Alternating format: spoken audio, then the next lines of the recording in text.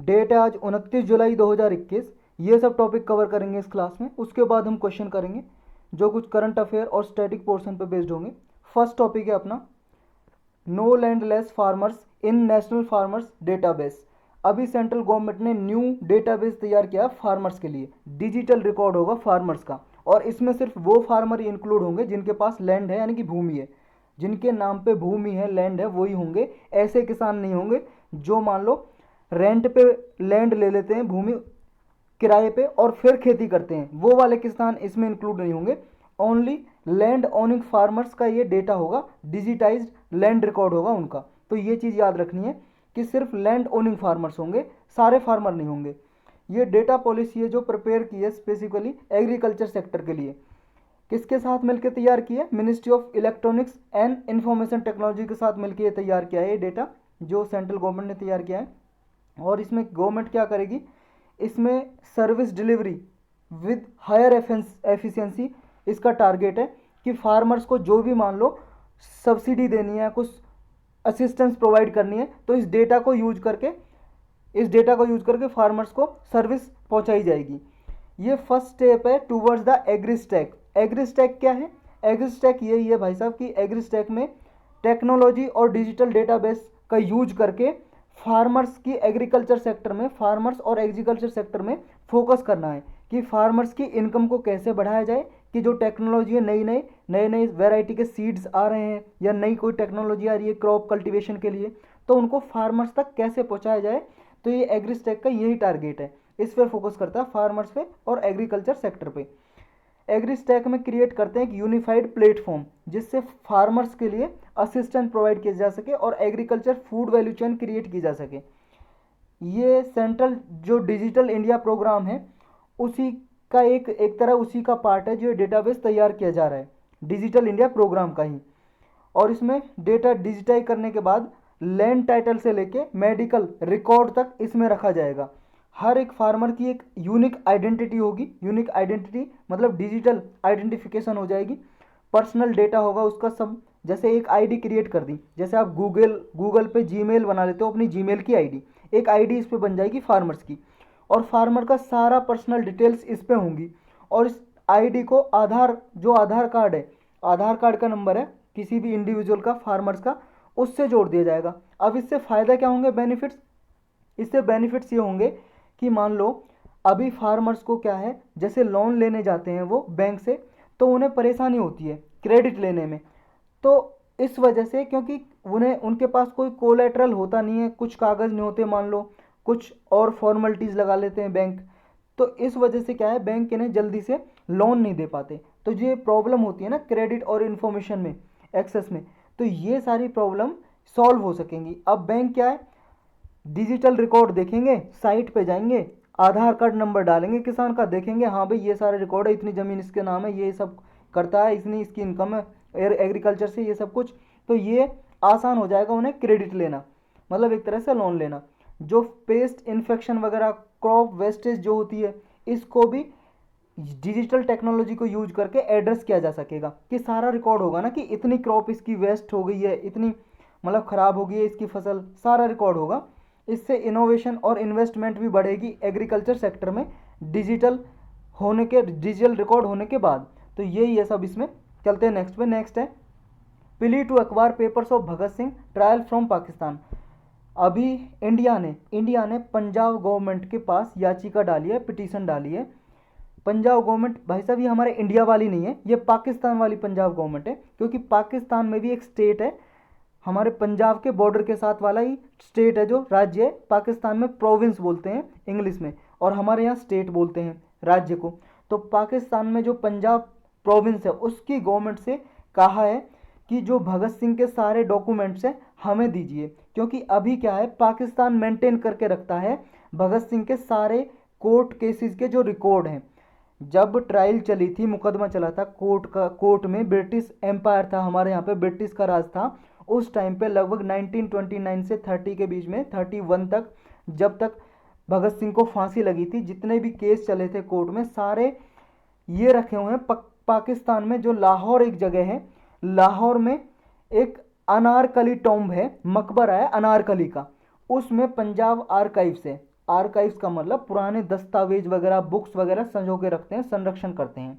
तो ये आर्काइव्स में रखे हुए ये कोर्ट केसेस सारे भगत सिंह के, तो ये हमारी इंडियन गवर्नमेंट ने मांगे हैं पाकिस्तान से, पंजाब गवर्नमेंट से। पाकिस्तान इन्हें प्रिजर्व करके रखता है ताकि भगत सिंह की लीगेसी को मेंटेन करके रखा जा सके प्रॉपर मैनर में। कोई और जो कोई फॉरेन स्कॉलर्स है, मान लो कोई विदेशी कोई आता है, स्कॉलर्स का मतलब विद्वान, कोई सर्च करने वाला कि भगत सिंह पे सर्च कर रहा है, तो वहाँ आके कंसल्ट कर सकता है इस म्यूजियम में, जो ये आर्काइव्स टाइप है, आर्काइव्स में, जहाँ पे भगत सिंह के सारे कोर्ट केसेस के रिकॉर्ड रखे गए हैं। ये भाई साहब भगत सिंह हैं, और ये हैं बटुकेश्वर दत्त, अगर आपने नहीं देखे हैं तो। भगत सिंह की ट्रायल और एग्जीक्यूशन क्या क्या थी, देखो 23 मार्च 1931 को भगत सिंह को फांसी लग गई थी, आप सब जानते होंगे।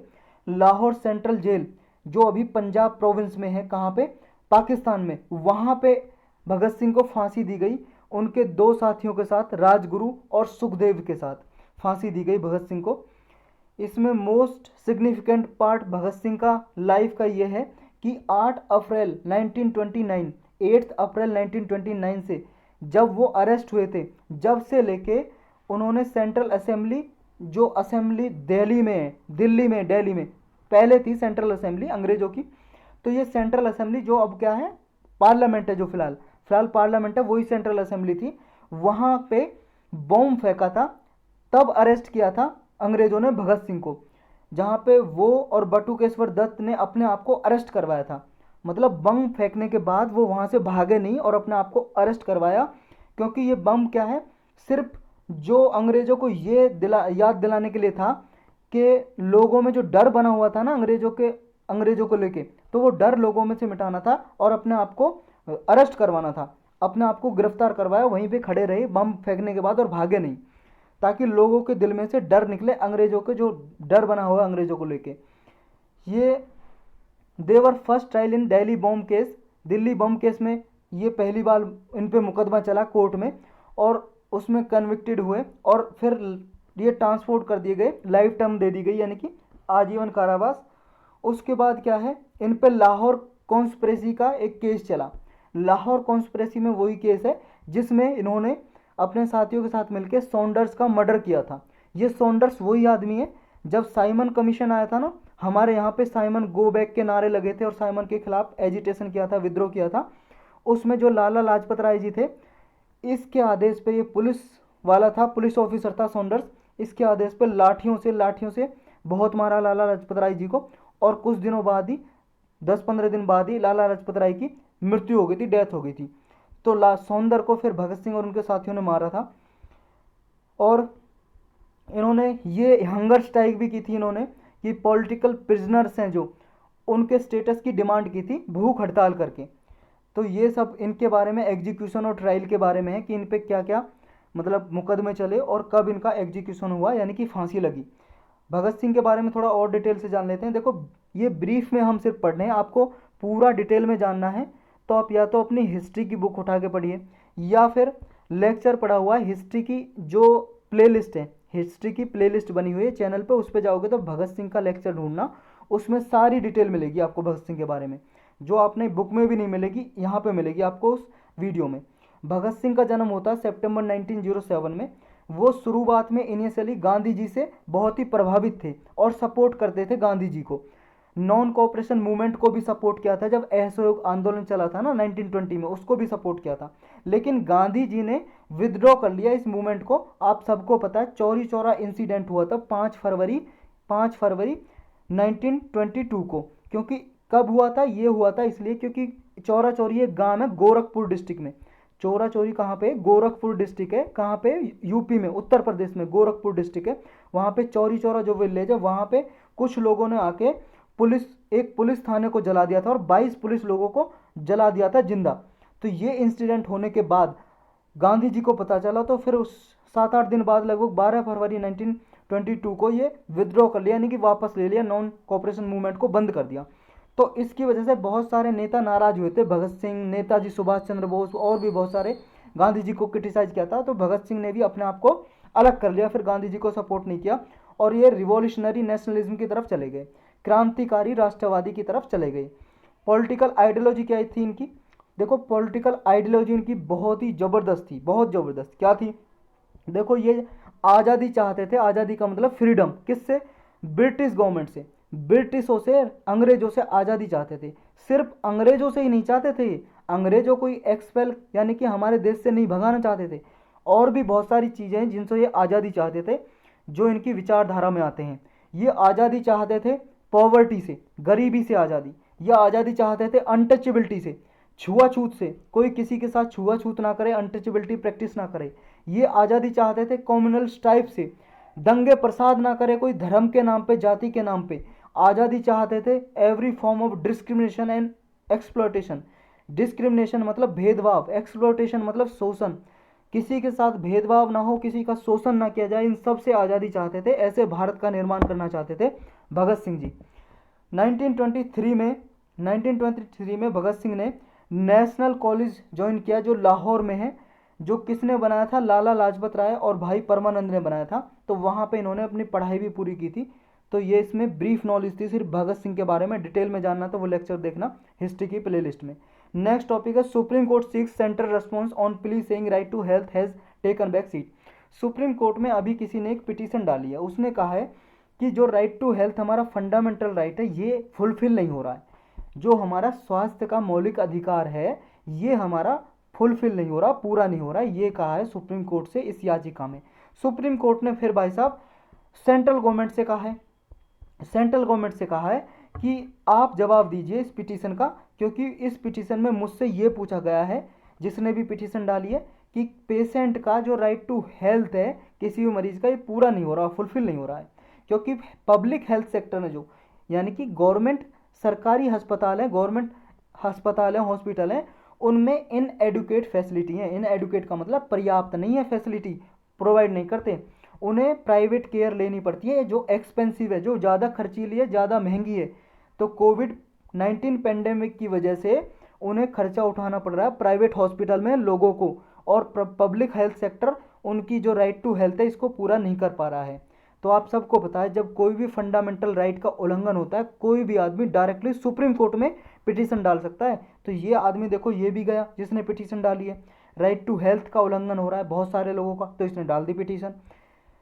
तो अब डिमांड की है पिटीशनर ने, जिसने पिटीशन डाली है सुप्रीम कोर्ट में, उसने क्या बोला है? उसने कहा है कि एक एक्ट बनाया हुआ है हमारे देश में सेंट्रल गवर्नमेंट ने, clinical establishment registration regulation act 2010 का, और इस एक्ट के थ्रू ही कुछ नियम बनाए हुए हैं 2012 के। ये पेटेंट्स राइट चार्टर है एक, और एक रूल है clinical establishment central government rules of 2012, इसी एक्ट के जरिए। तो ये रूल क्या है? ये कहते हैं कि राइट टू हेल्थ को इंश्योर करने का, लेकिन राइट टू हेल्थ अभी गवर्नमेंट इंश्योर नहीं कर रही है, सुनिश्चित नहीं कर रही है। अब राइट टू हेल्थ ने कैसे अफेक्ट हुआ है कोविड-19 के टाइम में? कैसे अफेक्ट हुआ है? ये ऐसे प्रभावित हुआ है कि जो रेगुलेशन ऑफ स्टैंडर्ड्स हैं क्लिनिकल एस्टेब्लिशमेंट में, वो क्या है? नेशनल पॉलिसी गोल में है, जो गवर्नमेंट ऑफ इंडिया ने अडॉप्ट की हैं। लेकिन ये डिकेड हो गए, 20 साल हो गए। डिकेड का मतलब होता है 10 साल, दो डिकेड का मतलब हो गया 20 साल। 20 साल पहले ये अडॉप्ट किए थे कुछ स्टैंडर्ड्स, नियम कानून, कि इस तरह से जो हॉस्पिटल वगैरह में क्लिनिकल एस्टेब्लिशमेंट इस तरह की होंगी, और राइट टू लाइफ प्रोवाइड किया जाएगा। राइट टू लाइफ का ही पार्ट है राइट टू डिग्निफाइड लाइफ और राइट टू हेल्थ। ये राइट टू लाइफ जो है ना, आर्टिकल 21, उसी का ही पार्ट है। तो इसका फुलफिल करने का गवर्नमेंट ने कहा था। जो मिनिमम हेल्थ केयर है, ये हमारे आर्टिकल 21 में आता है, यानी कि फंडामेंटल राइट भी है। और जो हमारी डीपीएस भी है 41, 47 में भी ये मेंशन है। तो लेकिन अभी क्या है, सिटीजन को ये राइट प्रोवाइड नहीं किया जा रहा है, क्योंकि एडिक्वेट फैसिलिटी अवेलेबल नहीं है, हेल्थ केयर इंफ्रास्ट्रक्चर ही नहीं है। पब्लिक हेल्थ केयर इंफ्रास्ट्रक्चर, कहीं पे ऑक्सीजन की कमी आ रही है, मतलब हॉस्पिटल में ऑक्सीजन के सिलेंडर ही नहीं है, कहीं पे कुछ नहीं है। ये सब कुछ कहना है पिटिशनर का। सिचुएशन ऐसी आ गई है आज की कि 70% से ज़्यादा जो मरीज हैं, पेशेंट, वो प्राइवेट सेक्टर में अपना इलाज करा रहे हैं, और 30% से भी कम पेशेंट हैं वो पब्लिक सेक्टर में इलाज कराने जा रहे हैं। पब्लिक सेक्टर का मतलब सरकारी अस्पताल में, क्योंकि फैसिलिटी नहीं है, ना इतने अस्पताल हैं। तो एक तरह से उन्हें जो प्राइवेट हॉस्पिटल का जो एक्सपेंसिव है, बहुत ज़्यादा खर्चा ज़्यादा उठाना पड़ रहा है, ये कहना है पिटिशनर का। What needs to be done? अब करने की क्या ज़रूरत है? देखो, कोविड-19 के ट्रीटमेंट के लिए हॉस्पिटल ने जो चार्जेज वसूले हैं लोगों से, वो स्काई रैकेटिंग है। स्काई रॉकेटिंग का मतलब क्या है, मतलब बहुत ही ज़्यादा प्राइस। आपको सुन के हैरानी होगी, आपने पढ़ा भी होगा न्यूज़ में, एक एक पेशेंट का 10 से 15 दिन के लिए भर्ती होता है तो 10 से 15 लाख, 20 लाख, 25 लाख तक वसूले हैं लोगों से, कोविड-19 के पेशेंट से इन प्राइवेट हॉस्पिटल्स ने। देयरफॉर इसलिए क्या है, एक मैकेनिज्म बनाना चाहिए, ग्रीवेंस रिड्रेसल मैकेनिज्म। ग्रीवेंस का मतलब होता है प्रॉब्लम, परेशानी। रिड्रेसल का मतलब सुलझाना, सॉल्यूशन। एक ऐसा मैकेनिज्म तैयार करना चाहिए डिस्ट्रिक्ट, स्टेट और नेशनल लेवल पे, जिस मैकेनिज्म के जरिए जो भी पेशेंट्स के डिफरेंट लेवल पे ग्रीवेंसीज हैं, परेशानी है, इनको सुलझा जाए, सॉल्व किया जाए और सुना जाए। एक अधिकारी बैठाना चाहिए ग्रीवेंस रिड्रेसल मैकेनिज्म में। इसमें क्या है, जिस भी पेशेंट्स का राइट अगर डिनाइल होता है, मतलब उन्हें हॉस्पिटल क्लिनिकल में फैसिलिटी नहीं मिलती हैं और मिनिमम केयर प्रोवाइड करने की फैसिलिटी देने से गवर्नमेंट फेल हो जाती है, तो ये क्या है, क्लिनिकल एस्टेब्लिशमेंट एक्ट और जो रूल्स हैं इनके जरिए जो भी ये नियम बनाए गए हैं ये फुलफिल होने चाहिए हर एक पेशेंट के लिए। बेसिक राइट क्या है, basic of right to health क्या है, मतलब राइट टू हेल्थ का बेसिस क्या, आधार क्या है। जैसा हमने ऊपर डिस्कस किया, हमारा एक आर्टिकल 21 का ही पार्ट है ये। देखो ये आर्टिकल 21 में कहीं कॉन्स्टिट्यूशन में मेंशन नहीं है, लेकिन सुप्रीम कोर्ट ने अपने बहुत सारे जजमेंट में, वर्डिक्ट में ये बोला है कि राइट टू हेल्थ, बहुत सारे राइट हैं। आपने लक्ष्मीकांत में पढ़ा होगा, सुप्रीम कोर्ट ने बहुत सारे अपने वर्डिक्ट में, डिसीजन में इंटरप्रेट किया है। इंटरप्रेट का मतलब है व्याख्या की है कि आर्टिकल 21 के अंदर बहुत सारे राइट आते हैं, जैसे right to health, right to life with dignity, dignity के साथ मतलब कि निष्ठा के साथ जीना है, तो राइट टू लाइफ भी एक right to life and liberty यानी कि आर्टिकल 21 का ही पार्ट है, राइट टू हेल्थ। तो राइट टू हेल्थ भी हमारा फंडामेंटल राइट है। तो ये है बेसिस राइट टू हेल्थ का आर्टिकल 21 के अकॉर्डिंग। और जो हमारी डीपीएसपी है, directive principle of state policy, इसके अकॉर्डिंग भी आर्टिकल 38, 39, 42, 43, 47 भी ये ऑब्लिगेशन देता है कि कोई भी स्टेट गवर्नमेंट या सेंट्रल गवर्नमेंट है वो हर एक आदमी को लिए राइट टू हेल्थ इंश्योर करेगी as far as possible. Supreme court ने अपने 1996 के एक केस में बोला था, पश्चिम बंगाल खेत मजदूर समिति केस इसका नाम है, इस केस का, इसमें कहा था कि वेलफेयर स्टेट में, वेलफेयर स्टेट का मतलब है हमारे हमारे किस में, देश में, कंट्री में डेमोक्रेसी है। डेमोक्रेसी है यानी कि वेलफेयर डेमोक्रेसी का ही पार्ट है, मतलब लोगों का कल्याण करना, भलाई के लिए काम करना। तो वेलफेयर स्टेट में गवर्नमेंट की ये प्राइमरी ड्यूटी होती है कि लोगों का वेलफेयर करना, कल्याण करना है। इसलिए गवर्नमेंट का ऑब्लिगेशन है कि वो एडिक्वेट, उपयुक्त, एडिक्वेट का मतलब है उपयुक्त, रीजनेबल मेडिकल फैसिलिटी प्रोवाइड करे अपने लोगों को। और इंडिया क्या है, universal declaration of human rights, एक ये ट्रीटी है, एक तरह से एक डॉक्यूमेंट है ह्यूमन राइट का, यूनाइटेड नेशन का, जो 1948 में अडॉप्ट किया था। और इंडिया ने भी इस पे साइन किया हुआ है, इस डॉक्यूमेंट पे, यूनाइटेड नेशन के पे, कि ये मानव अधिकार को प्रोटेक्ट करेंगे। इसमें ये कुछ लिखे हुए हैं, कुछ ह्यूमन राइट्स। तो इंडिया ने साइन किया था, इंडिया की ऑब्लिगेशन बनता है कि वो हर एक पीपल को सोशल सर्विस प्रोवाइड करे, क्लोथिंग की, हाउसिंग की, मेडिकल केयर की, एडिक्वेट हेल्थ सर्विस प्रोवाइड करे। ये इसके अकॉर्डिंग भी इंडिया को फुलफिल करनी है। तो यही सब था इसमें। चलते हैं नेक्स्ट पे। नेक्स्ट है PM care fund to help all orphaned children during pandemic.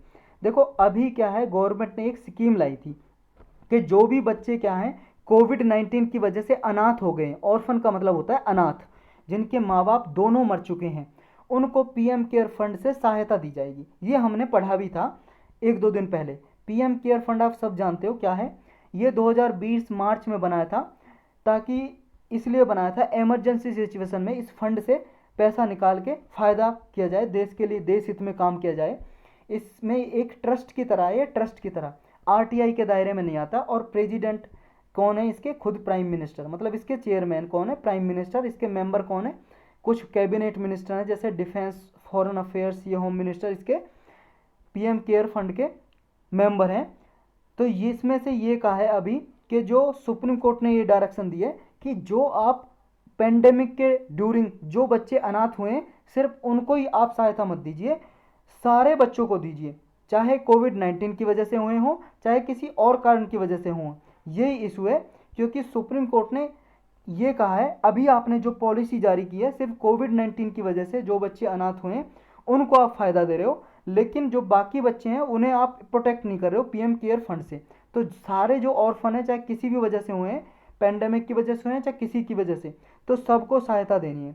तो नीड क्या है? नीड इसीलिए है कि कोर्ट ने पॉइंट किया है कि इंडिया सिग्नेटरी है किसका? Convention on the rights of child. ये एक कन्वेंशन है कि जिसमें बच्चे के अधिकारों को बचाया जाता है, एक ट्रीटी है, ये समझ लो। तो इंडिया इसका सिग्नेटरी है, तो इसके अकॉर्डिंग भी सारे जितने भी ऑर्फन्स हैं, अनाथ बच्चे हैं, उन सबकी केयर करना गवर्नमेंट का काम है, ये रिस्पॉन्सिबिलिटी है गवर्नमेंट की। बैकग्राउंड क्या है? देखो, मई 8 में कोर्ट ने डायरेक्ट किया था यूनियन और स्टेट्स को कि वो ऐसे चिल्ड्रन को आइडेंटिफाई करें जो मार्च 2020 के बाद, जब से कोरोना के केस बहुत ज़्यादा आने लगे हैं, कि जो बच्चे अनाथ हो गए हैं, ये बच्चों को जो पेंडेमिक की वजह से अनाथ हुए या किसी और कारण की वजह से अनाथ हुए, अदरवाइज किसी और कारण की वजह से, तो उनकी सारी इन्फॉर्मेशन आप अपलोड करो बाल स्वराज पोर्टल पे। तो बाल स्वराज पोर्टल किससे रिलेटेड है? बच्चों के, ऑर्फन बच्चों से रिलेटेड है, उनके रजिस्ट्रेशन से उनकी इन्फॉर्मेशन सारी मिलेगी इस पोर्टल पे। पोर्टल का मतलब साइट होगी इंटरनेट पे एक। और किसका पोर्टल है ये? National commission for protection of child right. इस कमीशन की आप साइट खोलोगे, गूगल में डालोगे, इसकी साइट खुलेगी, इसकी साइट पे ये पोर्टल मिल जाएगा। इस पोर्टल पे सारी इन्फॉर्मेशन मिलेगी, कितने अनाथ बच्चे हैं, किस कारण से हुए हैं, ये सारी इन्फॉर्मेशन रखो। ये सुप्रीम कोर्ट ने बोला था गवर्नमेंट को, तो ये डायरेक्शन दी थी कि इसकी वजह से क्या है, जो ऑर्फन बच्चे हुए अनाथ, उनका इलीगल अडॉप्शन जो हो रहा है, मतलब अवैध तरीके से बच्चों को गोद ले रहे हैं जो लोग, इसको भी रोका जाए, कंट्रोल किया जाए। अब वेलफेयर, जो ऑर्फन का कल्याण करने के लिए, भलाई करने के लिए, वेलफेयर करने के लिए स्टेप लिए जा रहे हैं। क्यों? इनकी ज़रूरत क्यों है? क्यों ज़रूरत है? ज़रूरत है भाई साहब, क्यों? 75,000 से ज़्यादा चिल्ड्रन अनाथ हो गए कोविड की वजह से ही, और किसी और कारण की वजह से भी अनाथ हो चुके हैं, और इनकी ट्रैफिकिंग होती है, ह्यूमन ट्रैफिकिंग।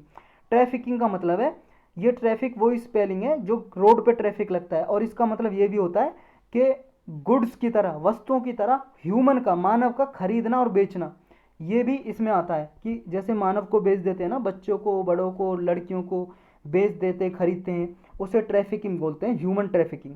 तो ये केस भी ज़्यादा बढ़ गए हैं क्योंकि बच्चे अनाथ हो गए, उनका देखभाल करने वाला कोई है नहीं, तो उनकी ह्यूमन ट्रैफिकिंग की जा रही है। तो इसलिए ज़रूरत है ये स्टेप लेने की।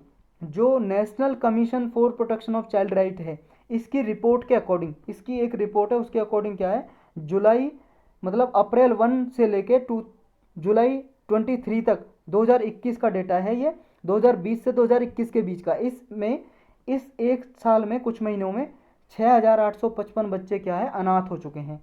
जिनमें से और भी क्या है, एक रिपोर्ट ये है कि जुलाई 23 तक, 23 जुलाई 2021, 23 जुलाई तक क्या है, ऐसे बच्चे हैं कुछ पेंडेमिक की वजह से 68,218 ऐसे बच्चे हैं जो कम से कम अपने एक पेरेंट्स को, माता या पिता को, एक पेरेंट्स को खो चुके हैं। और इतने बच्चे तो ये 6,000 के लगभग दोनों माता पिताओं को खो चुके हैं अपने कोविड की वजह से।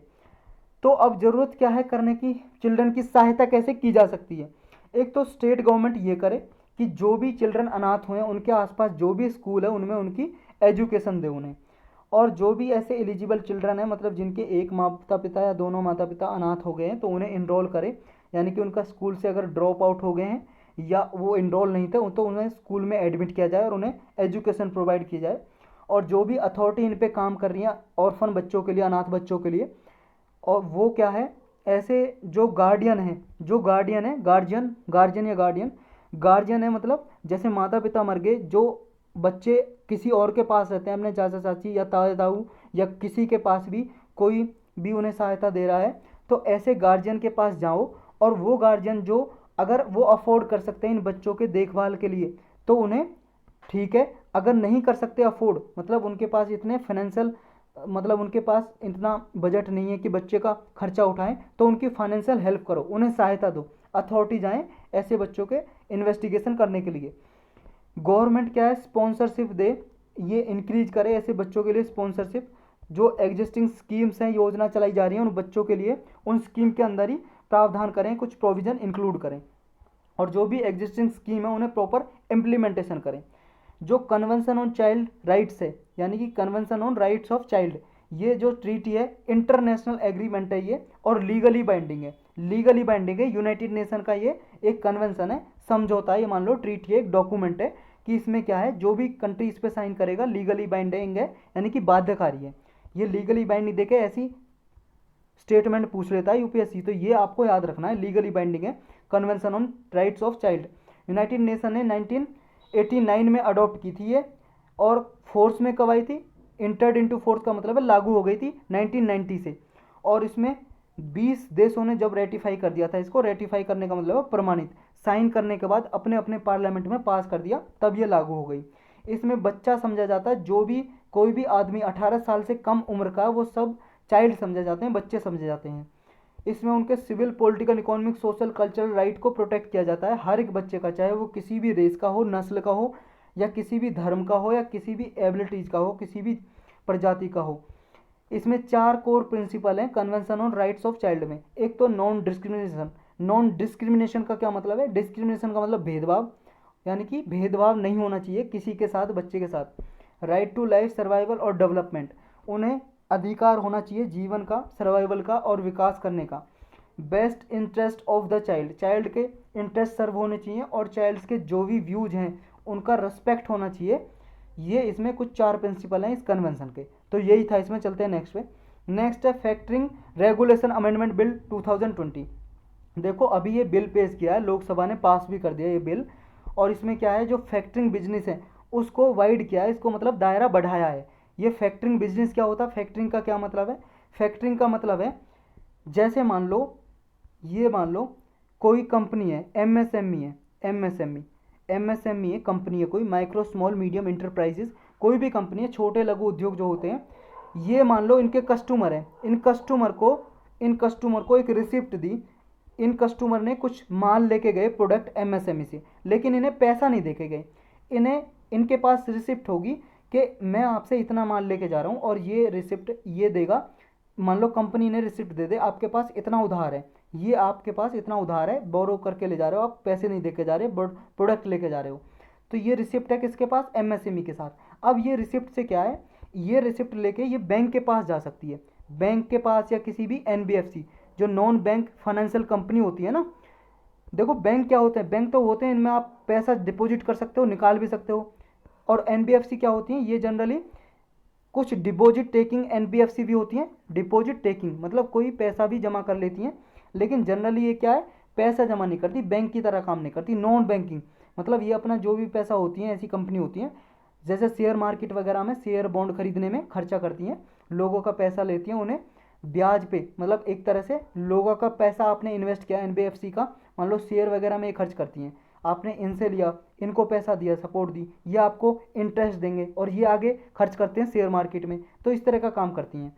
तो अब हम कहाँ थे, ये जो रिसिप्ट थी एमएसएमई के साथ, तो इसे जैसे मान लो इसे चाहिए, पैसा चाहिए एमएसएमई को अपना बिजनेस चलाने के लिए, क्योंकि ये तो उधार ले गए, जो ये ए बी पर्सन आए थे प्रोडक्ट को उधार ले गए, अब इसको चाहिए पैसा। ये रिसिप्ट है, जो रिसिप्ट लेके जाएगा बैंक के पास या एनबीएफसी के पास, कि भाई साहब ये इतना मेरा उधार लोगों पे, आप ये रिसिप्ट रख लीजिए और मुझे इसके बदले पैसा दे दीजिए।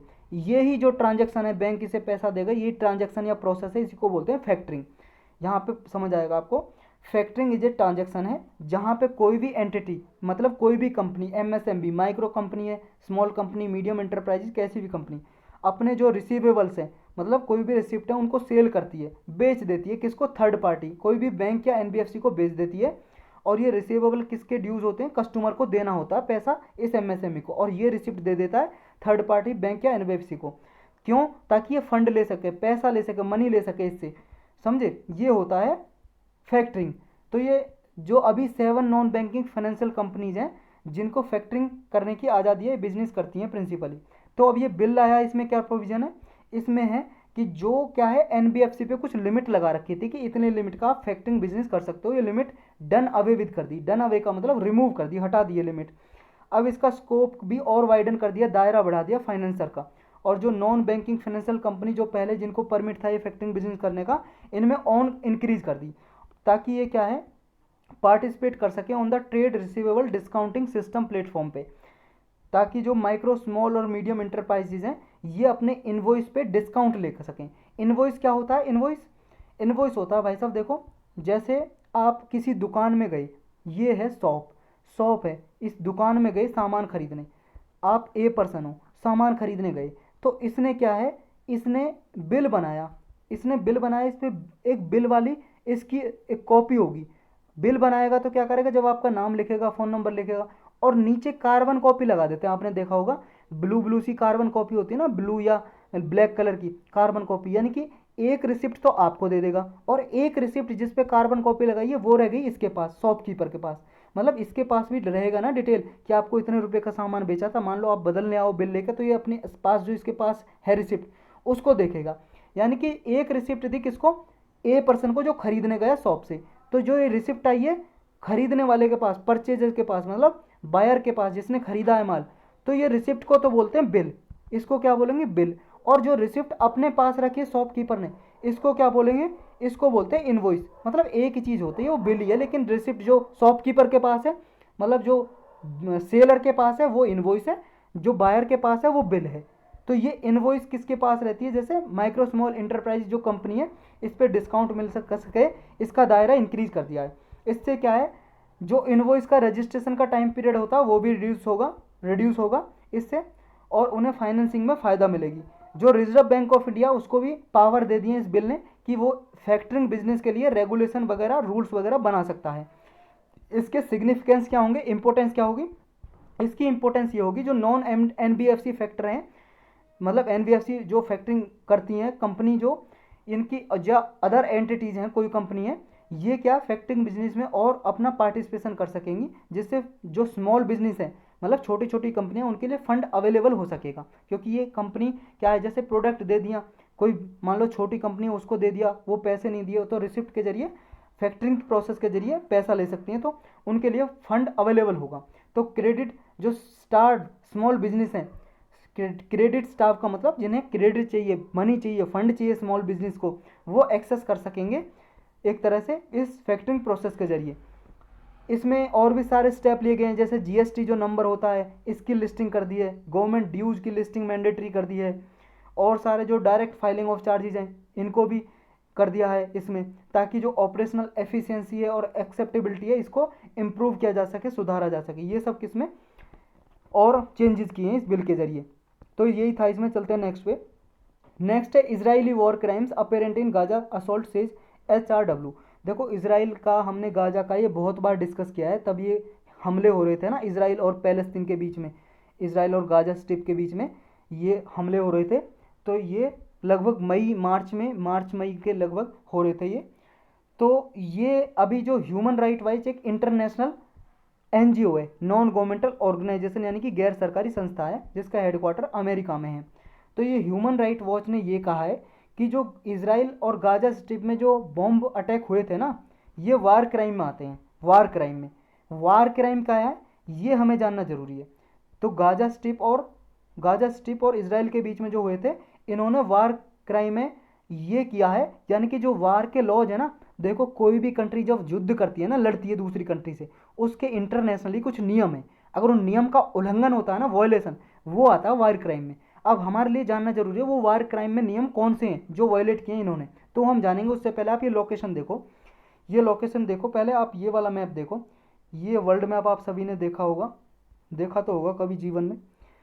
तो ये आप हिंदुस्तान देख रहे हो, इधर पाकिस्तान, अफगानिस्तान तक पहुंच गया, हम इधर ईरान पे आ जाओ, इधर इराक पे आ जाओ, इधर सीरिया, और इधर देखो पिंक कलर का जो दिखाई दे रहा है आपको, ये देखो पिंक कलर का दिखाई दे रहा होगा, ये है भाई साहब इसराइल, ये पिंक कलर का इसराइल, और इसी के पास यहाँ पे गाजा स्ट्रिप है, ये मेडिटेरेनियन सी के पास बॉर्डर लगाता है। अब इसी को हम देखेंगे थोड़ा बड़े मैप में जूम करके, सिर्फ इसराइल का मैप देखेंगे हम। आ जाओ इस पर, ये है भाई साहब वही वाला सिस्टम जो हम ऊपर देख रहे थे ना वहाँ, उस वाले मैप में ये मेडिटेरेनियन सी है आपका, और ये आपका इजिप्ट है इधर, ये इजिप्ट रहा, ये इजिप्ट रहा, ये जॉर्डन है इसके साइड में, ये डेड सी है आपका, डेड सी, ये वेस्ट बैंक है, ये वाला पार्ट वेस्ट बैंक है, ये जेरूसलेम कैपिटल है इसराइल की, ये इसराइल कंट्री दिखाई दे रहा है आपको येलो, और ये है गाजा स्ट्रिप, गाजा पट्टी भी बोलते हैं हिंदी के न्यूज़पेपर में, गाजा पट्टी लिखा होता है, गाजा स्ट्रिप बोलते हैं हिंदी इंग्लिश में, गाजा स्ट्रिप। तो ये आपने लोकेशन देखी, हमने बहुत बार पढ़ा भी था ये, हम एक बार रिवाइज कर लेते हैं जल्दी से। हुआ क्या था मई में, क्या है ये जो इजराइल पे ऐसे आरोप लग रहे थे, वेस्ट बैंक में पैलेस्टीन लोग रहते हैं। देखो यहाँ पे क्या हुआ था, पहले बैकग्राउंड समझो आप हिस्ट्री से। लगभग 13 सेंचुरी में यहाँ पे इजराइल में ज्यूज लोग रहते थे। ज्यूज जूज जूज एक धर्म है, जू एक धर्म है, रिलीजन है अलग। तो यहाँ पे रहते थे कुछ ज्यूज। तो ज्यूज क्या है, ये यहाँ से चले गए 13 सेंचुरी में यूरोप वगैरह में, इधर उधर वर्ल्ड में इधर उधर भटकते चले गए, माइग्रेट कर लिया। क्यों कर लिया, क्योंकि यहाँ पे जॉब वगैरह नहीं थी, साधन नहीं थे कमाने के, तो इधर उधर नौकरी ढूंढने के लिए चले गए। जैसे नहीं चले जाते हमारे एमपी यूपी बिहार से लोग इधर उधर चले जाते हैं, क्योंकि वहाँ ऐसे हरामखोर नेता हैं, कुछ डेवलपमेंट करते नहीं है वहाँ पे, तो उन्हें जाना पड़ता है छोड़ के अपना स्टेट। तो इसी तरह से ये चले गए छोड़ के।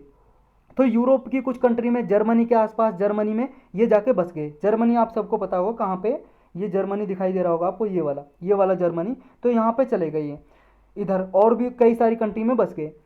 अब यहाँ बसे रहे ये, लेकिन हुआ क्या, जब सेकेंड वर्ल्ड वार हुआ, सेकेंड वर्ल्ड वार कब हुआ, 1939 में।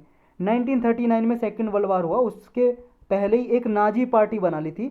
जर्मनी में एक रूलर आया, कौन आया, हिटलर, सबने सुना होगा अडोल्फ हिटलर का नाम। हिटलर लीडर आया किसमें, जर्मनी में। इसने नाजी पार्टी बनाई, नाजी पार्टी, और इसकी थ्योरी को बोलते हैं नाजीज्म। मतलब नाजी पार्टी की जो विचारधारा है, थ्योरी है, फिलोसफी है, नाजीज्म। हिटलर ने कहा कि जो भी ज्यू हैं, ज्यू को मरवा दो, सब मरवा दिए इसने ज्यूज, जितने भी जर्मनी में ज्यू धर्म के लोग रहते थे। क्यों, क्योंकि देखो जर्मनी में जो मूल निवासी थे जर्मनी के, उनका सारा बिजनेस इनके पास था। मतलब बड़े बड़े रिच पर्सन थे ज्यू, सारी फैक्ट्री कंट्रोल इनके पास थी ज्यू के पास। तो इसने कहा, हिटलर ने, मैं जर्मनी का प्योरिफिकेशन करूंगा। प्योरिफिकेशन का मतलब होता है एक तरह से शुद्धिकरण करना, शुद्धिकरण। तो प्योरिफिकेशन करूंगा, तो प्योरिफिकेशन करेगा, यानी कि जूज को मरवा दिया इसने। लगभग 6 लाख से ज़्यादा जूज को मरवा दिया जो सेकेंड वर्ल्ड वार चल रहा था उसके दौरान। तो ये जब इनको मरवा रहा था, तो वहाँ से क्या है, जूज, बाकी के जू भाग के आ गए इधर उधर। लेकिन इन्होंने सोचा हमारा तो भाई साहब जो एंसेंस्ट्रल है, क्योंकि इनके दादा परदादा के भी परदादा के भी परदादा रहते थे कहाँ पे, क्योंकि 13 सेंचुरी में लगभग कितने साल, 600 से भी ज़्यादा साल हो गए थे इन्हें यहाँ से गए। इनके दादा के परदादा के परदादा के भी परदादा गए होंगे कहाँ से, यहाँ से गए होंगे, इजराइल से। तो ये पहले इजराइल कंट्री नहीं था, 1948 से पहले ये इजराइल नाम का कुछ नहीं था। यहाँ पे इजराइल नाम का कुछ भी नहीं था। यहाँ पे पैलेस्तीन मान लो, पैलेस्तीन था यहाँ पे, इजराइल नाम का कुछ नहीं आता 1948 से पहले। तो ये अब इन्होंने सोचा हम वापस चलते हैं उसी टेरिटरी में जहाँ हमारे दादा परदादा के भी एंसेस्टर यानी कि पूर्वज रहते थे। ये आ गए फिर वापस कहाँ पे, इस वाले रीजन में, इस वाले रीजन में आ गए इन्होंने, जब सेकेंड वर्ल्ड वार चल रहा था। तो यहाँ पे आने के बाद इन्होंने कुछ साल रहे, 1948 में इन्होंने कब्जा कर लिया। अब यहाँ पे तो भाई साहब ऐसा थोड़ी नहीं खाली रहेगा प्लेस, अब आप छोड़ के गए 600 साल पहले, तो यहाँ पे पैलेस्तीन लोग रह रहे। और वो पैलेस्तीन क्या है, वो पैलेस्तीन क्या है, ये हैं भाई साहब मुस्लिम लोग, ये हैं मुस्लिम धर्म के लोग। अब ये मुस्लिम फौर हैं, ये जू। अब इनमें कॉन्फ्लिक्ट हो गया, क्योंकि ये इनकी ज़मीन पे आए 600 साल पहले। भाई साहब कौन याद रखता है, 10 साल वाली पुरानी बात तो याद नहीं रहती किसी को। तो ये वापस आए तो इनमें कन्फ्लिक्ट हो गया, इनमें कन्फ्लिक्ट हो गया। अब उस कन्फ्लिक्ट को जानने से पहले हम इसको पहले इरेज करते हैं, थोड़ा सा मिटा लेते हैं। मिट जा भाई, यू भी मिट जा, और ये भी मिटेगा। अब क्या है, कहाँ पे थे हम, हाँ ये इजराइल में आ गए। तो इन्होंने क्या है, इनकी जन पॉपुलेशन अच्छी खासी हो गई, तो इजराइल में इन्होंने आके 1948 में अपना कंट्री डिक्लेयर कर दिया। इजराइल 1948 में डिक्लेयर किया, इजराइल नाम का कंट्री पहले नहीं था। अब इनमें कॉन्फ्लिक्ट हो गए, पैलेस्तीन में और इनमें। पैलेस्तीन चाह रहा है चलो ठीक है आप आ भी गए तो हमारा एक अलग टेरिटरी दो, आप अपनी अलग रखो, हमें अलग देश बनाना है। पैलेस्तीन अलग रहेगा और इजराइल अलग रहेगा, लेकिन इन्होंने डिमांड मानी नहीं इसकी, पैलेस्तीनियन की। तो पैलेस्तीन को हिंदी में फिलिस्तीन भी लिखा रहता है, हिंदी के न्यूज़पेपर में फिलिस्तीन, फिलिस्तीन लिखा रहता है। तो पैलेस्तीन या फिलिस्तीन जो लोग थे, अब इनके बीच में कॉन्फ्लिक्ट चल गया। अब जेरूसलेम, ये कहते हैं वेस्ट जेरूसलेम कैपिटल रखो इजराइल की, और जो ईस्ट जेरूसलेम है ये रखो किसकी, पैलेस्तीन की। अब ये जो वेस्ट बैंक में और गाजा स्ट्रीप में रहते हैं पैलेस्तीन, इजराइल में रहते हैं जूज। तो ये फंडा चल रहा है, अब इनके बीच में कॉन्फ्लिक्ट होता रहता है इस टेरिटरी को लेके। अब ये जो हुए हैं हमले यहाँ पे 2021 में मई में, इसको लेके हुए हैं कि इजराइल ने क्या है, जहाँ पे पैलेस्तीन लोग रहते थे यहाँ पे एक मॉस्क है, मॉस्क है यानी कि मस्जिद है यहाँ पे, अल अक्सा मॉस्क। तो वहाँ पे पैलेस्तीन और इनने पैलेस्तीन को भगाया जा रहा था, पुलिस इन पे कंट्रोल कर रही थी। तो इस वजह से गाजा में रहती है एक हमस, हमस एक ऑर्गेनाइजेशन है, हमस ने गवर्नमेंट बना रखी है गाजा में। तो ये एक पार्टी मान लो, ऑर्गेनाइजेशन मान लो, संस्था मान लो, हमास, हमास लिखा रहता है हिंदी के न्यूज़पेपर में, हमस बोल लो या हमास। तो इसने भी अटैक कर दिए फिर इसराइल पे, क्योंकि ये पैलेस्तीन पे यहाँ टॉर्चर कर रहा था, अत्याचार, इसने भी अटैक कर दिया, फिर इसराइल ने भी अटैक शुरू कर दिए। तो इस तरह से कॉन्फ्लिक्ट चला। अब ये कॉन्फ्लिक्ट हो गया हमारा पूरा। अब ये जो अटैक है, अब ये बोला है ह्यूमन राइट जो वॉच है, ह्यूमन राइट वॉच जो एनजीओ है, उसने कहा है ये इनडिस्क्रिमिनेट अटैक हुए हैं सिविलियन के अगेंस्ट। सिविलियन का मतलब वो सारे जो मिलिट्री के पर्सन है, सोल्जर जो सैनिक होते हैं मिलिट्री में, उन सबको छोड़ के किसी भी देश में सारे सिविलियन होते हैं। जैसे आप हम फोर्स में थोड़ी ना, आर्मी में, नेवी में या एयरफोर्स में काम करते हैं क्या हम? नहीं, तो हम सारे क्या सिविलियन हो गए। तो इन सिविलियन पे जिस पे भी अत्याचार होगा वो सिविलियन मतलब सारे छोड़ के सिविलियन माने जाएंगे, और इन सिविलियन पे इनडिस्क्रिमिनेटली अत्याचार किया, अटैक किए इन लोगों ने, इसराइल और पैलेस्तीन ने। ये है वार क्राइम। और डेफिनेशन क्या क्या वो सब जानेंगे हम।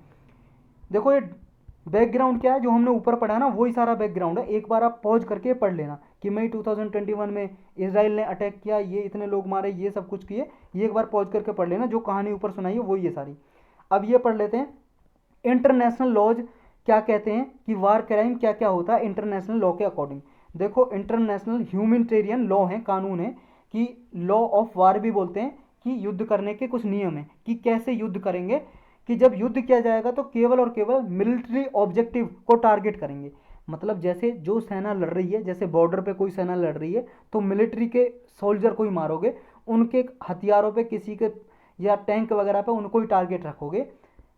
ये पहला नियम है। नेक्स्ट क्या है कि किसी भी सिविलियन को हार्म नुकसान नहीं पहुंचाओगे, ज़्यादा जितना हो सके मिनिमाइज करोगे कि किसी सिविलियन को नुकसान ना हो, उनकी हत्या ना हो, ऐसा अटैक नहीं करोगे। और अगर कहीं पे सिविलियन रहते हैं तो उन्हें पहले एडवांस वार्निंग दोगे, चेतावनी दोगे कि भाई साहब यहाँ पे हम अटैक करने वाले हैं मिलिट्री पे, तो जितने भी सिविलियन हैं बाकी के लोग मिलिट्री के अलावा वो यहाँ से छोड़ के चले जाएं, तो पहले वार्निंग दोगे। डेलिब्रेट अटैक नहीं करोगे सिविलियन, और ये सिविलियन और मान लो कोई भी सिविलियन ऑब्जेक्ट है उन पर कोई भी अटैक प्रोहिबिटेड है, उन पर कुछ भी अटैक नहीं करोगे किसी भी हालत में। जो वार है, लॉ ऑफ वार है यानी कि नियम है, इनडिस्क्रिमिनेट अटैक को प्रोहिबिट करते हैं, रोकते हैं, कि डिफ्रेंशिएट करोगे, डिस्टिंग्विश करोगे, अंतर करोगे कि कहाँ पे सिविलियन है, कहाँ पे मिलिट्री टारगेट है, और उसी के हिसाब से आप अटैक करोगे। सिविलियन की किसी भी प्रॉपर्टी पे अटैक नहीं करोगे। कोई भी इंडिविजुअल अगर लॉ ऑफ वार को ये वायलेशन करता है तो वो क्रिमिनल इंटेंट समझा जाएगा, अपराध समझा जाएगा, और वो वार क्राइम में आएगा। वार क्राइम में तो ये वार क्राइम समझे जाते हैं। तो यही बोला है किसने, ह्यूमन राइट वॉच जो एनजीओ है, कि इन्होंने क्या है, वार क्राइम क्या है इन्होंने। तो अब क्या होगा, what happened, how has the recent war unfold. Recent war कैसे इरप्ट हुआ था? इरप्ट ऐसे हुआ था जो हमने ऊपर स्टोरी पढ़ी, अल अक्सा जो मॉस्क मस्जिद है वहाँ पे इसराइल की जो पुलिस है उसने यहाँ मुस्लिम वगैरह जो पैलेस्टीन लोग हैं उन पर अटैक कर दिया, इसलिए हमस ने भी कर दिया, ये हमस है, हमस ने भी यहाँ पे कुछ स्ट्राइक कर दिए, रॉकेट वगैरह फेंक डाल दिए, यहाँ पे अटैक कर दिए, और फिर इसराइल और इसमें अटैक चल गया। अब ये ह्यूमन राइट वॉच क्या है ये जान लेते हैं। देखो 1978 में फाउंड हुई थी ह्यूमन राइट वॉच एनजीओ, एक इंटरनेशनल नॉन गवर्नमेंटल ऑर्गेनाइजेशन जिसका हेडक्वार्टर न्यूयॉर्क सिटी में है जो अमेरिका में है। मानव अधिकारों के लिए ये काम करती है, बचाने के लिए, प्रिजर्व करने के लिए। जो भी कोई मान लो गवर्नमेंट है या पॉलिसी मेकर्स हैं जो पॉलिसी बनाते हैं सरकार की, या कोई कंपनी है या इंडिविजुअल कोई ह्यूमन राइट अब्यूजर है, मतलब मानव अधिकारों का उल्लंघन करता है, इन सबको प्रेशर बनाती है, दबाव बनाती है कि भाई साहब आप समझ जाओ, ह्यूमन राइट का वायलेशन मत करो। कोई भी ऐसे रिफ्यूजी हैं, शरणार्थी हैं, क्या कोई बच्चे हैं, माइग्रेंट हैं, एक स्थान से दूसरे स्थान पे जो लोग चले जाते हैं माइग्रेंट बोलते हैं। पॉलिटिकल प्रिजनर है कोई, मतलब कोई मान लो युद्ध हुआ, वार में किसी ने गिरफ्तार कर लिए, ऐसे जो कोई प्रिजनर हैं, कैदी हैं, सबके अधिकारों का संरक्षण करना इसका काम है। तो यही था। इसमें चलते हैं नेक्स्ट पे। नेक्स्ट है यूएस काउंटर चाइना सी क्लेम्स। देखो चाइना आप सबको पता है पूरा हरामखोर आदमी है, आदमी का देश है। तो चाइना क्या है, अपना जो साउथ चाइना सी है ना, इसका साउथ चाइना सी सब पे कब्जा जमाता है। साउथ चाइना सी कहाँ है ये देखो पहले आप, ये वर्ल्ड मैप आ गया, ये चाइना आप सबको जानते होंगे, कभी देखा होगा चाइना मैप में। ये वाला जो है ना, ये वाला पोर्शन, ये वाला पोर्शन, पेन चेंज कर लेता हूँ दिखाई नहीं दे रहा होगा, ये वाला पोर्शन है ना, ये वाला पोर्शन, ये है साउथ चाइना सी। अब साउथ चाइना सी पे सारे पे, इस सारे सी पे ये कब्जा करता है चाइना, कहता है हमारा ही सारा पार्ट है। क्यों? कहता है हमारी सबसे ज़्यादा बाउंड्री साउथ चाइना सी से लगती है। अब भाई साहब टेरिटरी मान लो, एक बात बताओ, एक आदमी 4 फुट का है और एक आदमी 7.5 फीट का है, क्या सारे अधिकार 7.5 फीट के आदमी को दिए जाएंगे क्या? मतलब 4 फीट का तो आदमी है ही नहीं। अब इसी हिसाब से इंटरनेशनल लॉ भी क्या बोलते हैं, इंटरनेशनल लॉ भी ये बोलते हैं, कुछ लॉ हैं यूनाइटेड नेशन के, कन्वेंशन ऑन लॉ ऑफ सी, ये आपने पढ़े भी होंगे। ये लॉ ये बोलते हैं कोई भी, जैसे मान लो, इससे पहले इरेज कर लेते हैं यहाँ से, जैसे समुद्र के किनारे जैसे कोई भी कंट्री का बॉर्डर लगता है तो 200 नॉटिकल माइल तक, 200 नॉटिकल माइल तक हर एक कंट्री का अधिकार है। जैसे ये बाउंड्री है मान लो इंडिया की, इंडिया की बाउंड्री से समुद्र तट तक 200 नॉटिकल माइल तक, एक नॉटिकल माइल में 1.85 किलोमीटर होते हैं। अब इसको गुना कर लो, किलोमीटर में निकालना तो 1.85 से लगभग 370 किलोमीटर आ जाएगा। तो 370 किलोमीटर तक बाउंड्री से उसका एक्सक्लूसिव इकोनॉमिक जोन में आता है। मतलब उस कंट्री पे, उस कंट्री का इस जोन पे, जैसे मान लो ये है एरिया, तो 200 नॉटिकल माइल तक यानी कि 370 किलोमीटर तक वियतनाम का इसमें अधिकार रहेगा। अगर कोई कंट्री यहाँ पे घुसना चाहता है तो वो पहले वियतनाम से पूछेगा। अब साउथ, ये चाइना ये बोलता है भाई साहब ये सारा हमारा ये क्लेम करता है। तो ये क्या है सारा, ये हमने इस पर समझा, पूरा मैप बड़ा भी देखेंगे हम और पूरा डिटेल से समझेंगे इसे। ओवरव्यू लिया हमने, इसे इरेज कर लेते हैं हम, दोबारा भी इस मैप की ज़रूरत पड़ेगी। तो ये यूएस ने कहा है कि भाई साहब जो आप साउथ चाइना सी पे क्लेम करता है ना चाइना, ये गलत है। यूएस ने बोला है कि इंटरनेशनल लॉ के हिसाब से आपका कोई बेसिस नहीं है कि आप सारे सी पे अपना कब्जा जमाते हो। इशू यही है, बीजिंग क्या है, साउथ चाइना जो सी है उस पर क्लेम करता है, सारे पे क्लेम करता है चाइना। यहाँ पे क्या है, अपने रिसोर्स रिच रीजन है एक, तो ये मतलब यहाँ पे बहुत सारे मिनरल पाए जाते हैं, खनिज पदार्थ पाए जाते हैं सी में। ये चाइना चाहता है सबको मैं ही यूज करूँ। तो यहाँ से ट्रिलियंस ऑफ डॉलर का ट्रेड होता है इस पे, मतलब बहुत सारे कंट्रीज का आपस होता है। और इसमें आसपास जैसे Brunei, Malaysia, Philippines, Taiwan, Vietnam, ये कंट्री आपने देखी होंगी। यहाँ पे देखो ये वियतनाम है, ये ब्रूनई है, ये मलेशिया है, इंडोनेशिया, फिलीपींस, ताइवान, ये आसपास की जो कंट्री है ना, ये भी क्लेम करती हैं, क्योंकि भाई साहब इनका बॉर्डर भी तो लगता है साउथ चाइना सी से। तो ये भी क्लेम करती हैं कि हमारा ये साउथ चाइना सी हमारा भी हक है इन पे। लेकिन बीजिंग कहता है भाई साहब इस पे हमारा ही है। और इसने क्या है, एंटी शिप मिसाइल्स यहाँ पे लगा रखी हैं, सरफेस टू एयर मिसाइल यहाँ पे तैनात कर रखी हैं, इस समुद्र में, इस साउथ चाइना सी में तैनात कर रखी हैं, इसको क्लेम करता है। तो ये कुछ रीजन है भाई साहब, ये आप बड़े मैप में देख सकते हो। ये है चाइना और ये वियतनाम। यहाँ पे देखो पारासेल आइलैंड है, ये बहुत बार यूपीएससी ने पूछा है, बहुत बार पूछा है। आप 10-12 साल के पेपर उठा के देखोगे ना, मैच द फॉलोइंग में पूछ लेता है। ये पारासेल आइलैंड कहाँ है, साउथ चाइना सी में। और ये स्पार्टली आइलैंड कहाँ है, साउथ चाइना सी में। और ये फिलीपींस की बॉर्डर लगता है। और जो आप रेड लाइन देख रहे हो ना, ये वाली, ये रेड लाइन दिखाई दे रही है, डॉटेड डॉटेड रेड लाइन, ये बोलते हैं 9 डैश लाइन, ये उसे बोलते हैं 9 डैश लाइन। ये चाइना क्लेम करता है यहाँ तक, मतलब यहाँ तक टेरिटरी क्लेम करता है, कहता है चाइना हमारा पार्ट है यहाँ तक साउथ चाइना सी।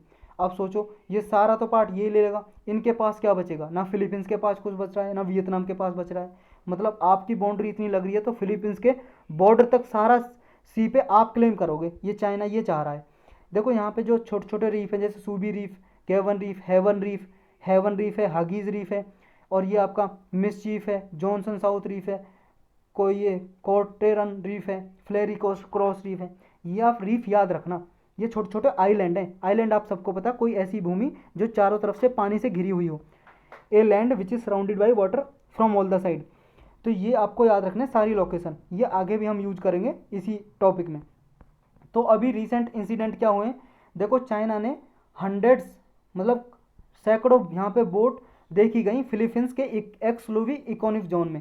मतलब फिलीपींस का जो एक्सक्लूसिव इकोनॉमिक जोन है, ये फिलीपींस है भाई साहब। फिलीपींस का एक्सक्लूसिव इकोनॉमिक जोन कहाँ तक रह गया, अभी हमने डिस्कस किया था, 200 नॉटिकल माइल तक समुद्र में, इसकी सीमा से लेके बेस लाइन से लेके, इसकी बेस लाइन से लेके समुद्र के 200 नॉटिकल माइल्स तक इसका रहेगा। अब यहाँ पे चाइना अपनी नाव भेज रहा, बोट भेज रहा इस जोन में, ये एक परेशानी है।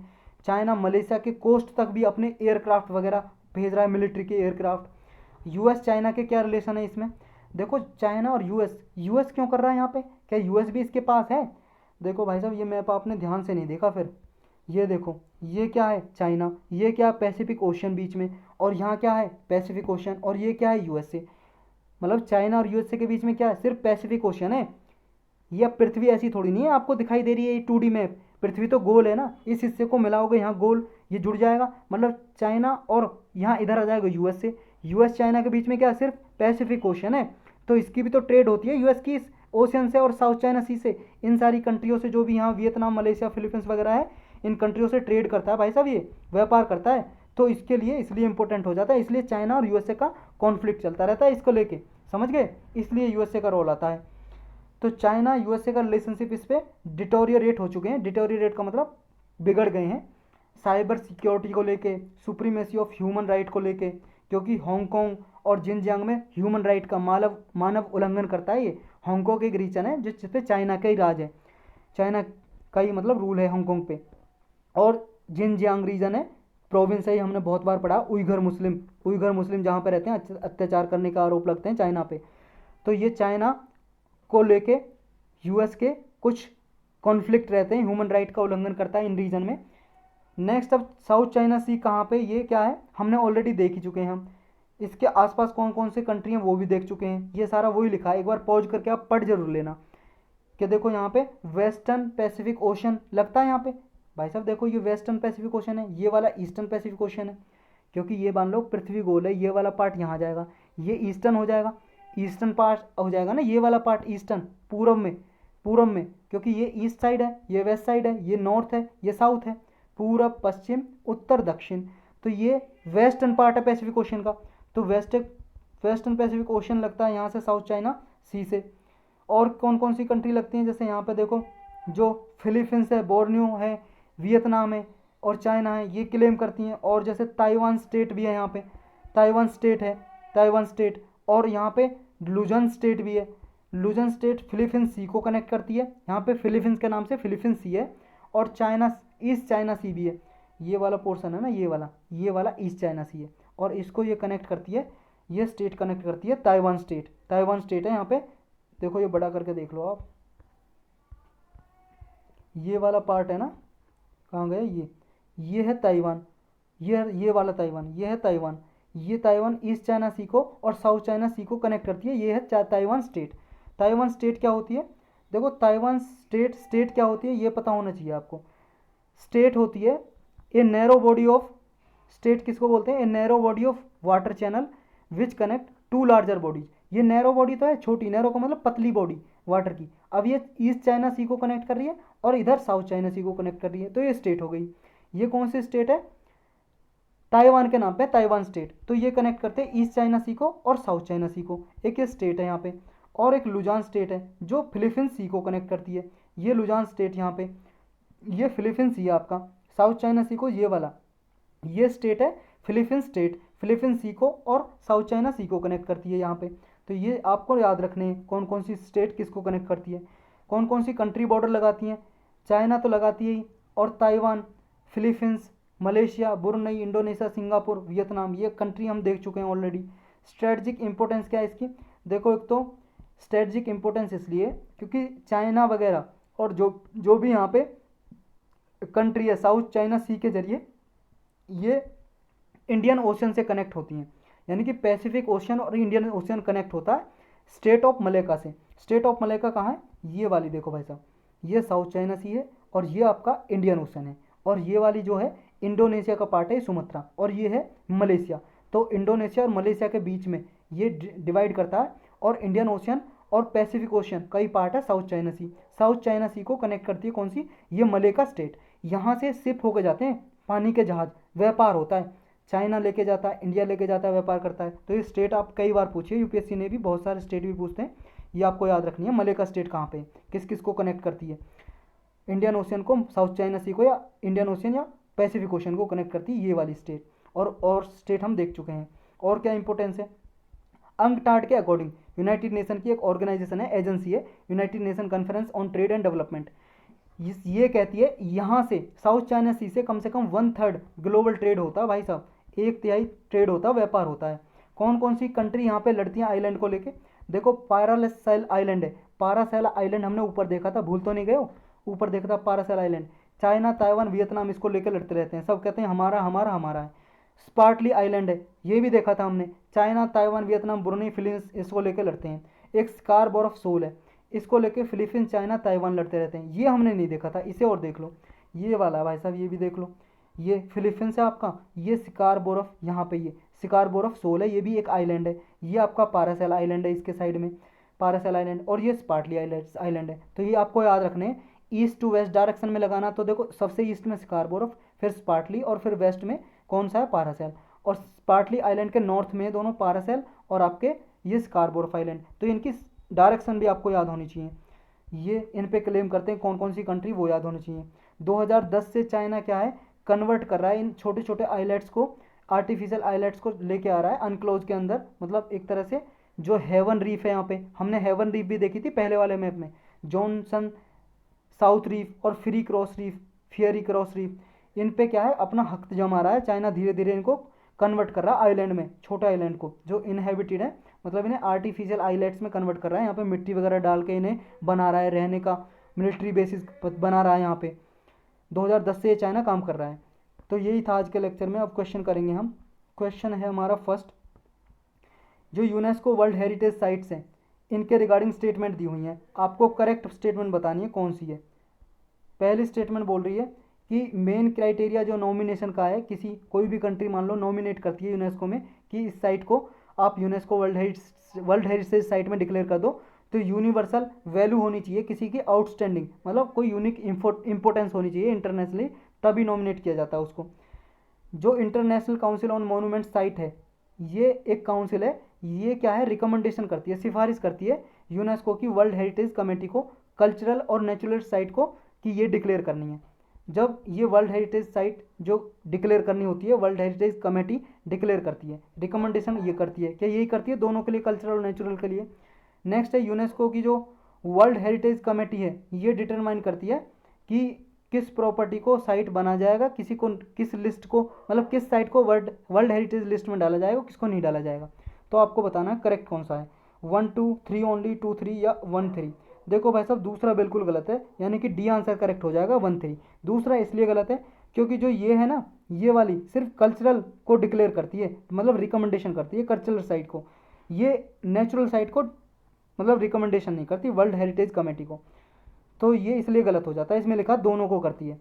तो नेचुरल साइट को कौन रिकमेंडेशन करता है, वो करता है वर्ल्ड कंजर्वेशन यूनियन, IUCN का ही है ये वर्ल्ड कंजर्वेशन यूनियन, ये मतलब सिलेक्ट करती है, रिकमेंडेशन करती है नेचुरल साइट का, फिर वर्ल्ड हेरिटेज कमेटी है जो यूनेस्को की, वो डिक्लेयर करती है साइट को। नेक्स्ट आपको बताना है one health global leadership group on anti microbial resistance, एक ग्रुप है ये, इसके रिगार्डिंग बताना करेक्ट स्टेटमेंट कौन सी है।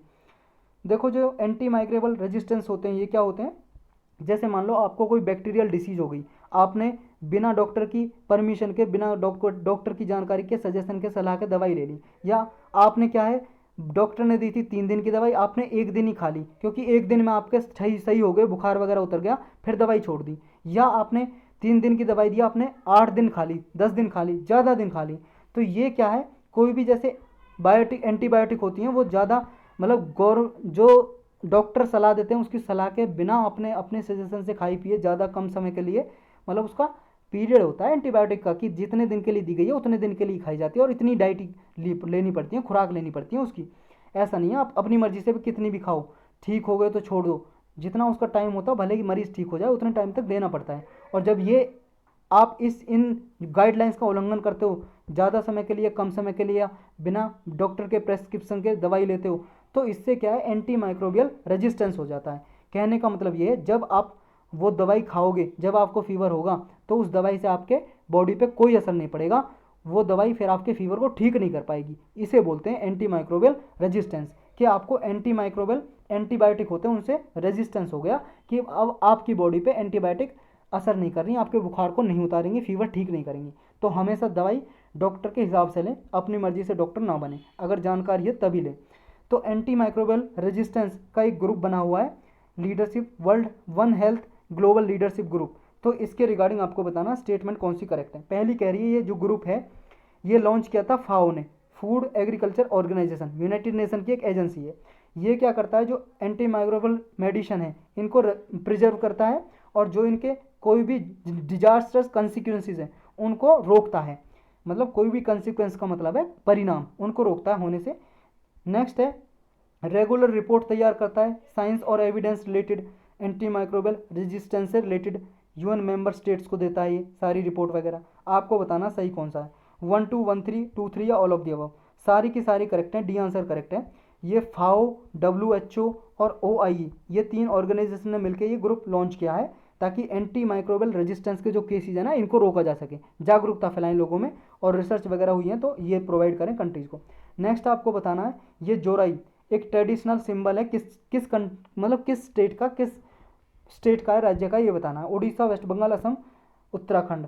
ये है जी भाई साहब असम का, सी करेक्ट आंसर हो जाएगा जोराई। ये ट्रेडिशनल सिंबल देखो ये ऐसा है कुछ, इसमें पूजा करने के लिए, वर्शिप करने के लिए सामान कुछ रखा जाता है, ये है आपका जोराई बोलते हैं इसे असम में। न्यूज में था ये कई बार, इसलिए क्वेश्चन पूछा है ये। रुद्रेश्वर स्वामी टेम्पल के रिगार्डिंग आपको स्टेटमेंट बतानी है, क्योंकि ये 39th वर्ल्ड हेरिटेज साइट बन गई है। देखो अभी 40th भी डिक्लेयर कर दिए, धौलावीरा जो हड़प्पन साइट थी ना एक, धौलावीरा गुजरात में, धौलावीरा। तो अब टोटल कितनी हो गई है, ये तो 39 थी ये टेम्पल है जो, और ये जो धौलावीरा जो गुजरात में है, धौलावीरा कहाँ पे, गुजरात में, रन ऑफ कच्छ में, गुजरात में। तो ये 40th साइट हो गई है। तो हमारी कंट्री में टोटल वर्ल्ड हेरिटेज साइट कितनी हो गई है, 40 हो गई हैं, 40। तो ये भी आपको याद रखना है। धौलावीरा के बारे में हम डिटेल से पढ़ेंगे पूरा, क्योंकि कुछ भी पूछ सकता है यूपीएससी इसके बारे में, प्री में भी मेंस में। तो डिटेल में आज एक लेक्चर आएगा तो उसमें देखेंगे हम इसको। तो आपको रुद्रेश्वर स्वामी टेम्पल है, इसके रिगार्डिंग बताना है कौन सी स्टेटमेंट करेक्ट है। 1000 पिलर ऑफ टेम्पल भी बोलते हैं इसे, 1000 पिलर टेम्पल, काकतीय डायनेस्टी ने बनाया था इसको, और तमिलनाडु में है ये। कौन सा करेक्ट है, 1 1 2 1 3 या 1 2 3। देखो तमिलनाडु में नहीं है, तेलंगाना में है, हमने स्पेशल लेक्चर लेकर पढ़ा था इसके बारे में। तो बाकी के दो सही हैं। 1000 पिलर टेम्पल इसलिए बोलते हैं क्योंकि इसमें क्या है, लगभग 1000 हजारों पिलर खड़े हुए हैं, खंबे। तो इसका आंसर हो जाएगा बी, तेलंगाना में है ये भाई साहब देखो टेम्पल है, ये जो खंबे है ना, पोल पिलर, ये पोल है, ये लगभग हजारों पिलर हैं इसमें, इसलिए इसका नाम है 1000 पिलर टेम्पल। नेक्स्ट आपको बताना कथकली डांस, डांस है भाई साहब कथकली डांस। डांस के टाइप हैं, आपने पढ़ाई होगा कथकली, मोहिनीअट्टम, ये डांस पढ़े होंगे आपने, ओडिसी, मणिपुरी। जो ये डांस है कथकली, इसके रिगार्डिंग कौन सी इनकरेक्ट गलत स्टेटमेंट बतानी है। ये क्या है, डांस रिप्रेजेंट करता है eternal conflict between good and evil. Eternal का मतलब होता है निरंतर, एक तरह से खत्म ना होने वाला। कॉन्फ्लिक्ट मतलब विवाद, बुराई और अच्छाई के बीच में जो इटरनल कॉन्फ्लिक्ट है उसको रिप्रेजेंट करता है ये डांस, जब डांस परफॉर्मेंस होता है। ये मेनली मेन और वुमन दोनों के द्वारा परफॉर्म किया जाता है, मतलब दोनों परफॉर्म करते हैं, दोनों नाचते हैं इस डांस को, कथकली को करते हैं। 1 1 2 दोनों सही दोनों गलत। देखो भाई साहब हमें गलत बताना है, तो दूसरा बिल्कुल गलत है, क्योंकि इसको सिर्फ मेन आदमी परफॉर्म करते हैं, आदमी करते हैं कथकली डांस। तो हमारा बी आंसर करेक्ट हो जाएगा, क्योंकि हमें गलत स्टेटमेंट बतानी है, दूसरी गलत है और पहली सही है। नेक्स्ट आपको बताना है वरम हीर के रिगार्डिंग स्टेटमेंट बतानी है कौन सी करेक्ट है। देखो ये गुप्ता जो पीरियड था, गुप्ता वंश के बारे में आपने पढ़ा होगा हिस्ट्री में, गुप्ता पीरियड में ही रहता था। और विक्रमादित्य जो राजा हुआ करता था ना, चंद्रगुप्त विक्रमादित्य, उसके कोर्ट में ये 9 जेम्स में था। 9 जेम्स का मतलब 9 एक तरह से आदमी थे जो इसको सहायता करते थे विक्रमादित्य को, उनके 9 जेम्स में से एक ये भी था, ये वरमहीर। वरमहीर क्या है, विक्रमादित्य ने इसे टाइटल दिया था वरह का वरमहीर, उसके बाद वरमहीर ये कहे जाने लगे। अर्थ क्लाउड थ्योरी जो है वो इन्होंने दी थी कि अर्थ पे क्लाउड बनते हैं, बादल बनते हैं, ये इनकी बुक बृहत संहिता में लिखा हुआ है। तो कौन सी करेक्ट है, तीनों के तीनों करेक्ट हैं भाई साहब, डी करेक्ट आंसर हो जाएगा। चलते हैं नेक्स्ट पे, नेक्स्ट अब है नहीं तो नेक्स्ट पे अब कुछ नहीं चलेंगे, समाप्ति की तरफ चलेंगे हम, मतलब समाप्त हो गया लेक्चर।